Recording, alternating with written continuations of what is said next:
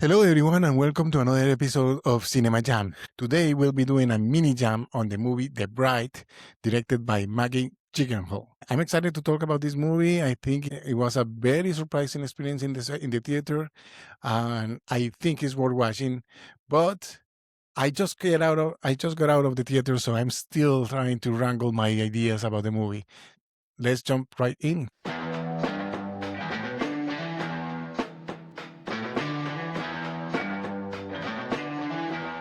Okay, Johnny, this one's got your number on it. Let's jam.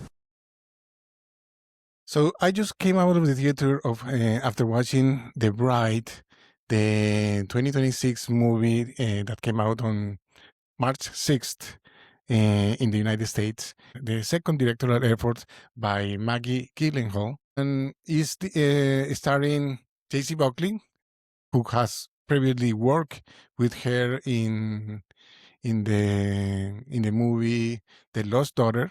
She was nominated for the Oscar that year in 2022, and also Christian Bale. And I was actually surprised to see how big the roles of Annette Bening and Penelope Cruz were in the movie. We also see a huge presence of Peter Sarsgaard, someone that I actually like a lot. When he appears in the movies, he's become like a character actor, so it's very interesting.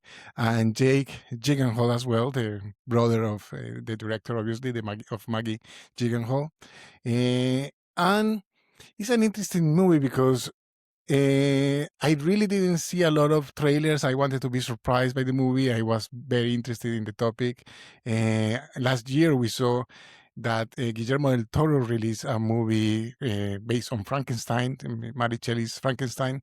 It was a Netflix movie. So it was interesting that I think because of that, Warner Brothers or New Line Cinema decided to push this movie to 2026. It was supposed to be released, I think, in October of last year, in 2025. I think it will have been like an interesting, movie to be released on closer to some Valentine's Day. I don't know why they decided to release it at the beginning of March, but I really enjoy it because in the end, of course, there are horror elements. I mean, we're talking about the Frankenstein monster and the bride that is also revived from the dead. But this movie is closer to a Bonnie and Clyde, like they are driving around. It takes place in the 30s as well, like the story of Bonnie and Clyde. But there is a lot of interesting elements about it because it's more about the woman revolting. They're using the bride as a symbol to revolting, especially against men in power that are taking that are oppressing women or taking advantage of them, or in this case there is actually a mafia leader that is actually cutting their tongues and doing horrible things to women. And but the movie is a little bit tamer than I was expecting. I mean, there's some blood and some gore in some parts of the movie, especially when they really get out of like the rage on the monsters in The Bride and Frankenstein came out to the surface. But there is actually more depth in the movie than I was expecting. The look and feel of the movie, to I had to say it, is very reminiscent of Guillermo del Toro, to be honest. I was thinking that Maggie Gyllenhaal was very inspired by some of the movies of Guillermo del Toro, especially remind me a little bit of that look of Nightmare Alley, one of the latest movies from Guillermo del Toro. But in the end, I really like the look of Frankenstein, that is Christian Bale, and the like of the bride. You can see her here in the picture, and that is Jessie Buckley. And there was an interesting thing about ghost and other elements that are affecting Ida or the bride. It has like three different. I mean, Jessie Buckley in the end plays three different characters in the movie: Ida or the bride as Frankenstein calls her is Penny or Penelope. But yeah, it was quite interesting. There is a couple of detectives that are following them and trying to catch them. That is Penelope Cruz and Peter Sarsgaard, and they actually have quite an interesting chemistry between them because Peter Sarsgaard knows he's not a very good detective. He's actually, trying to. He knows he has been you could say like a coward, and has let bad things happen to people that he was supposed to be protecting, especially witness protection or informants, and there is a quite a big surprise of that related to the mafia guy and the background in Peter Sarsgaard and Ida, or Jessie Buckley's original character. But in the end, you can see that the women are really pressed in this society.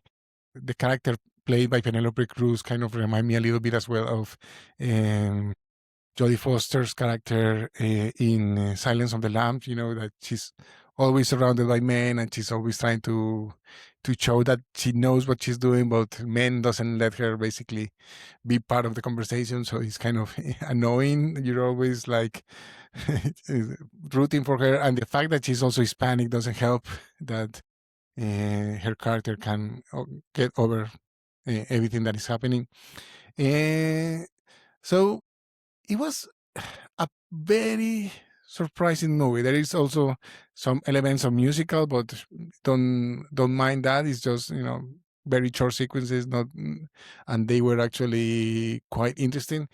I mean, a couple of years ago, the second Joker movie, I'm not even going to try to pronounce it, tried to do this type of thing and this type of Bonnie and Clyde type of romance and all that.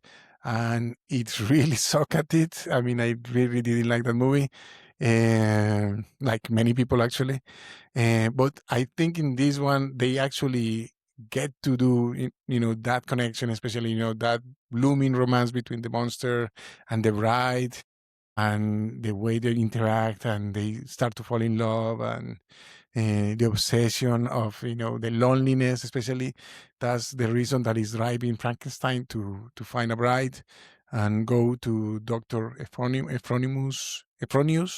that is Annette Bening.